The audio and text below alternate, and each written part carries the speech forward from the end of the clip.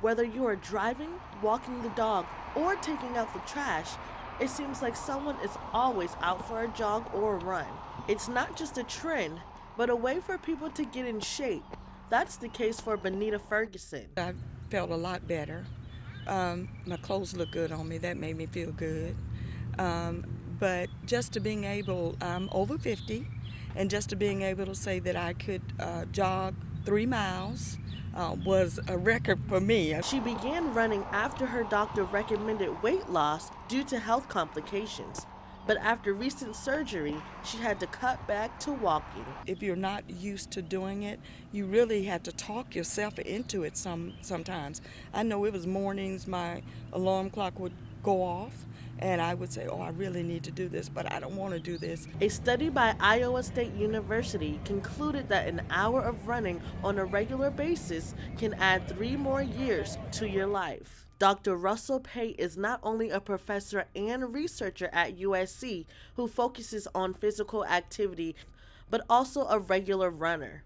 He also agrees with these findings. We've learned, I think, over the last 30 to 40 years as a field that higher levels of physical activity are associated with reduced risk for quite a wide range of health outcomes, including mortality.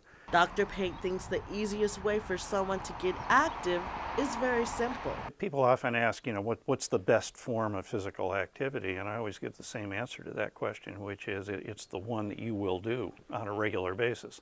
I always feel like one of the real assets that we have in this field is there are a lot of different forms of physical activity.